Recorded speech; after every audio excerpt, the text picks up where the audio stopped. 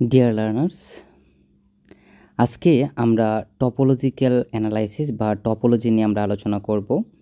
এই সাজেশনটাকে আমরা short suggestion বলতে পারি, আবার আমরা এটাকে ব্রিফ সাজেশনও বলতে পারি। কারণ হচ্ছে এই সাজেশনের মধ্যে শর্ট এবং ব্রিফ দুইটা নিয়ে আলোচনা করা হবে। বাট যারা এ প্লাস পাওয়ার জন্য প্রিপারেশন নিচ্ছেন বা এ প্লাসের প্রিপারেশন নিচ্ছেন, আপনারা অবশ্যই চেষ্টা করবেন যে এই সাজেশনের সকল কোয়েকশন ভালো করে পড়ে যাওয়ার জন্য। ওকে,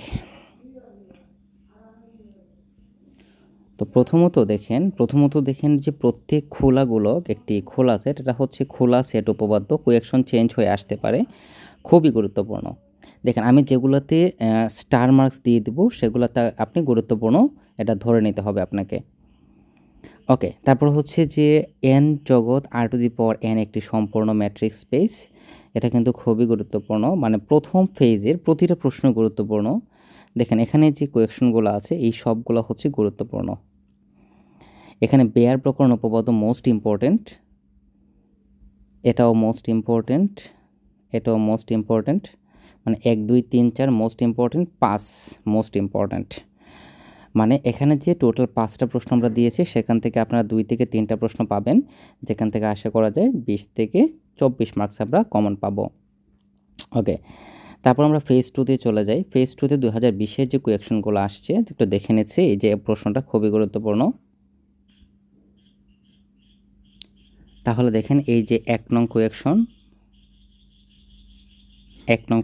এটা খুবই গুরুত্বপূর্ণ। মানে এই প্রশ্নের প্রত্যেকটা প্রশ্নই হচ্ছে গুরুত্বপূর্ণ, এগুলো সবগুলো হচ্ছে 3 স্টার দেওয়া কোয়েকশন, মানে প্রত্যেকটা প্রশ্নই কিন্তু খুবই গুরুত্বপূর্ণ। আমি খুবই কম প্রশ্ন দিয়েছি এখানে, তো এখানে এগুলো দেখবেন। তারপর এই প্রশ্নটা বেশি গুরুত্বপূর্ণ, এটা হচ্ছে 5 নং কোয়েকশন। তারপর হচ্ছে যে এই যে 6 নং কোয়েকশন, এখানে সালটা লেখা হয় নাই, খুবই গুরুত্বপূর্ণ, এটাও খুবই গুরুত্বপূর্ণ। মানে 7 নং কোয়েকশনটাও খুবই গুরুত্বপূর্ণ। এই সবগুলো হচ্ছে মানে যেগুলোতে আমি স্টার মার্কস দিয়ে দিচ্ছি সেগুলো হচ্ছে বেশি গুরুত্বপূর্ণ কোয়েকশন। তারপর হচ্ছে এই যে 8, তারপর হচ্ছে 9।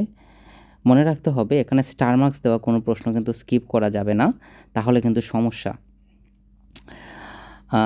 তারপর হচ্ছে এখানে 12 13 14 এই 3টা প্রশ্নই গুরুত্বপূর্ণ। ত্রিকোণ উপপাদ্য 12, তারপর হচ্ছে 13, তারপর হচ্ছে 14। দেখেন এই প্রশ্নগুলো যদি আপনারা একটু ভালো করে পড়েন তাহলে মোটামুটি এখান থেকে আপনারা সব প্রশ্ন কমন পেয়ে যাবেন।